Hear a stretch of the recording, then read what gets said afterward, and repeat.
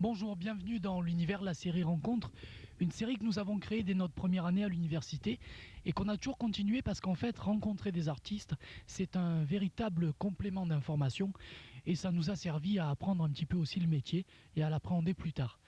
Alors, je vous ai préparé un montage en 3 parties. On va commencer tout de suite avec Georges Briata, qui est un artiste peintre marseillais, qui continue d'exposer d'ailleurs dans le monde entier, et qui va nous raconter une petite anecdote sympathique sur son concours d'entrée à l'école d'art à Paris, l'atelier Corlin. On enchaînera avec Philippe Léotard, qui va nous parler avec une très très grande conviction de son travail d'acteur.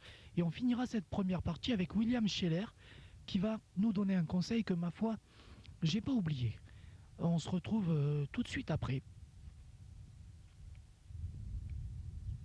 Présenter les arts déco, pour moi, ça me paraissait assez facile, puisqu'à Marseille, j'obtenais tous les premiers prix de dessin. Mais il s'est passé une chose qui m'a complètement bouleversé, c'est qu'à Paris, au concours d'entrée, je me suis payé un 0 en couleur et un 2 sur 20 en dessin, ce qui m'a ramené aux justes proportions de ce que pouvait représenter Paris. C'est-à-dire que si c'est pas une vocation, vous mettez votre vie entière jusqu'à la peau de vos dents, c'est pas la peine, quoi. Si vous n'êtes pas d'accord a priori pour y sacrifier tout, c'est pas la peine.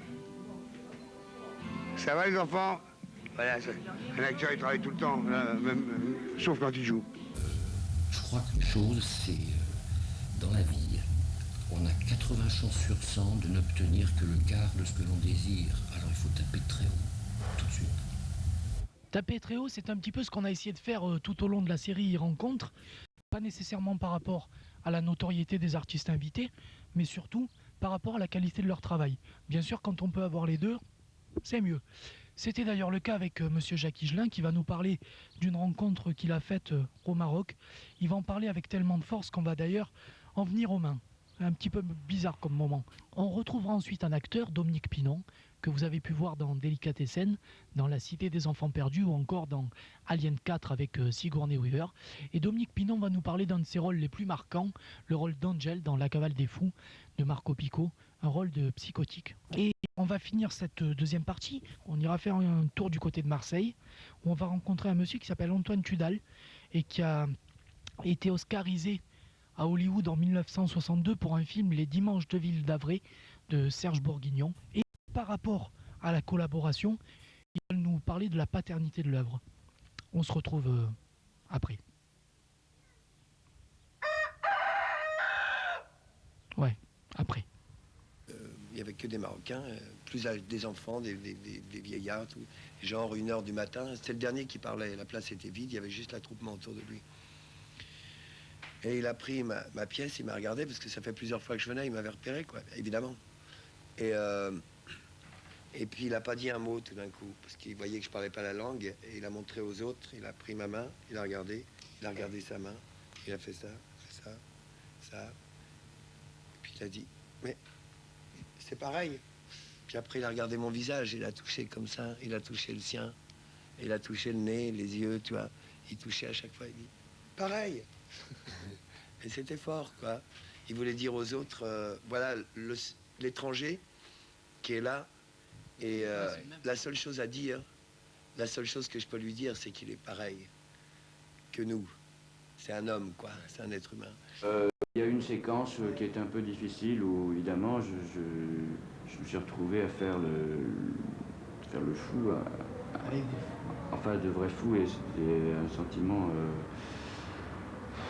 très bizarre, quoi, parce que se mettre à faire ça avec des gens qui le font pas exprès, il y a quelque chose de Vous n'avez pas un petit peu, mais ça s'est très bien passé parce que je les ai... vous avez adopté un peu. Oui, je les ai rencontrés quand ils sont arrivés sur le tournage, on a parlé un petit peu, etc. Donc ils étaient très... Et puis j'étais très heureux de faire ça, quoi.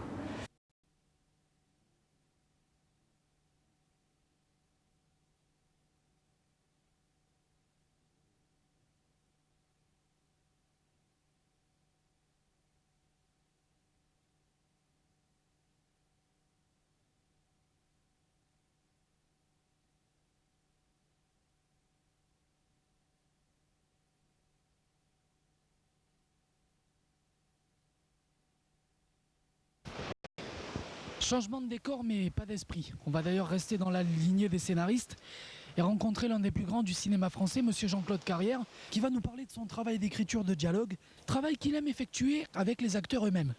On enchaînera ensuite avec la seule femme de la série, Julie Gaillet, jeune actrice française qu'on a pu remarquer dans Select Hotel de Laurent Bounic, Delphine 1, Yvan 0, terrible film de Farrugia, et bien sûr dans Les 1001 nuits de Monsieur Cinéma, d'Agnès Varda, aux côtés de Michel Piccoli.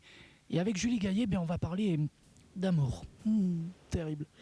Et puis pour finir cette série d'interviews, on va retrouver un groupe de rock français qui marche très fort, il s'appelle les Noirs Désirs, qui vont nous donner leurs impressions sur ce que fait la télévision française en ce moment, notamment sur la place qu'elle laisse à leur domaine, c'est-à-dire la musique et les variétés. C'est pas triste, hein, et ça déménage, ils n'ont pas leur langue dans la poche, on se retrouve après.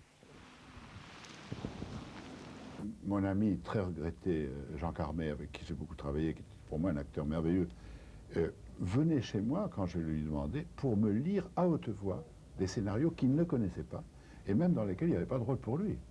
Donc c'est simplement de donner à un comédien, c'est l'expérience que je fais très très souvent, un texte sans lui dire un mot de quoi il s'agit.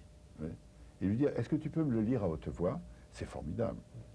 Ça vous donne, sur ce que vous avez écrit, des lumières complètement nouvelles. Moi, je trouve que, je sais pas si tu as aimé 5 fois dans ta vie ou 10 fois dans ta vie, tu n'auras pas aimé 10 fois de la même manière. C'est pas possible, c'est impossible.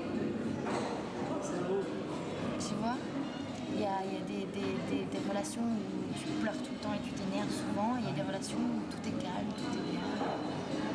Je crois qu'il y a mon téléphone qui sonne. Vas-y. On va couper. Pose téléphone.